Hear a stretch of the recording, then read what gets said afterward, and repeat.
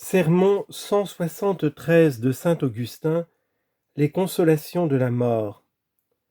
Première épître aux Thessaloniciens, chapitre 4, versets 12 à 17. Lorsque nous célébrons les jours consacrés à nos frères défunts, nous devons nous rappeler et ce qu'il faut espérer et ce qu'il faut craindre. Il faut espérer car la mort des saints est précieuse devant le Seigneur. Psaume 115, verset 15. Nous devons craindre aussi car la mort des pécheurs est horrible. Psaume 133, verset 22. Pour exciter l'espoir, il est dit, la mémoire du juste sera éternelle, et pour pénétrer de frayeur, il ne redoutera point la parole affreuse. Psaume 111, verset 7. La parole la plus affreuse qui se puisse entendre sera celle-ci, adressée à la gauche, allez au feu éternel. Le juste ne redoutera pas cette terrible parole, car il sera placé à la droite parmi ceux à qui il sera dit « Vous serez bénis de mon Père, recevez le royaume ».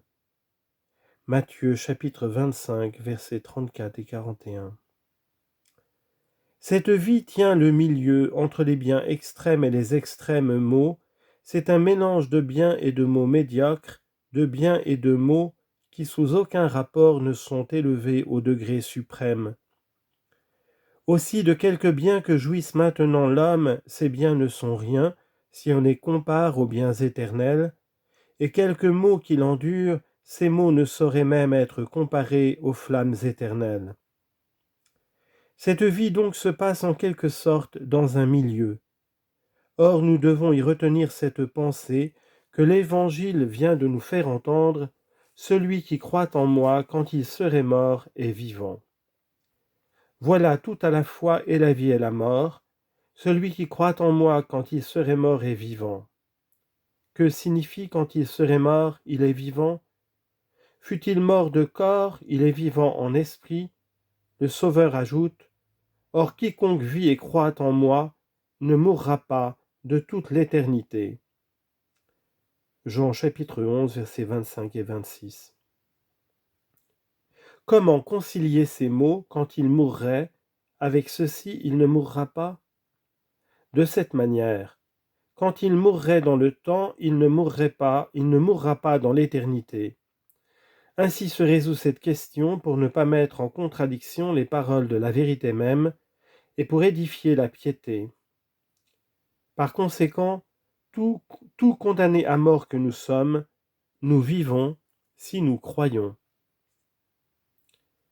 C'est surtout à propos de la résurrection des morts que notre foi diffère de la foi des gentils.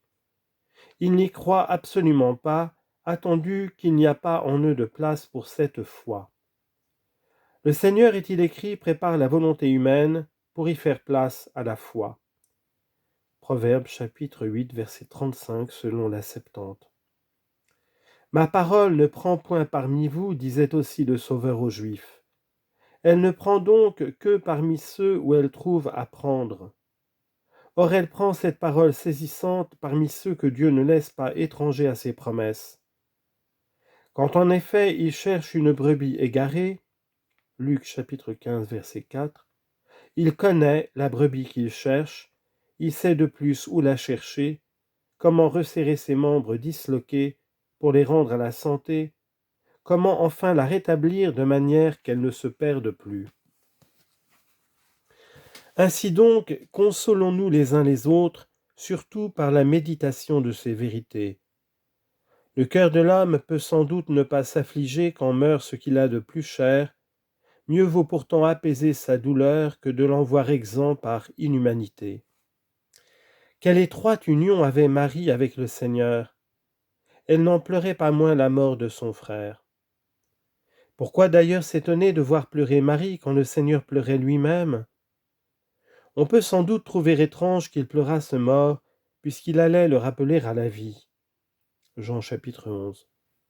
Mais il ne pleurait pas tant le mort ressuscité par lui que la mort attirée par le péché de l'homme. Si le péché n'avait ouvert la voie, la mort n'y serait pas entrée, et la mort du corps n'est venue qu'à la suite de la mort de l'âme. L'âme est morte en abandonnant Dieu, le corps est mort ensuite abandonné de l'âme. C'est volontairement que l'âme a abandonné Dieu, et forcément qu'elle a quitté le corps. Il semble donc qu'il lui ait été dit, tu t'es éloigné de celui que tu devais aimer, éloigne-toi maintenant de ce que tu as aimé. Qui donc veut mourir? Personne, assurément. Un autre te ceindra et te portera où tu ne veux point aller. Jean chapitre 21 verset 18. Si d'ailleurs la mort ne présentait aucune amertume, les martyrs ne déploieraient pas grand courage.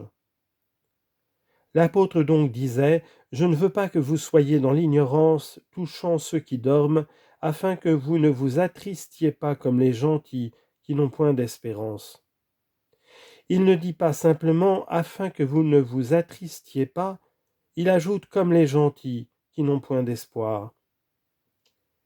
Il est nécessaire de vous attrister, mais dès que tu t'attristes, que l'espérance te vienne consoler. Ah, comment ne pas t'affliger en voyant sans vie ce corps dans l'âme, ce corps dont l'âme est la vie et que l'âme abandonne?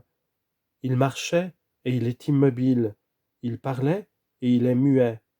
Dans ses yeux fermés ne pénètre plus la lumière, ses oreilles ne s'ouvrent à aucun bruit, aucun des membres ne fait plus ses fonctions, plus rien pour faire marcher les pieds, pour faire travailler les mains, pour rendre sensibles les sens. N'est-ce point là une maison dont faisait l'ornement un habitant invisible?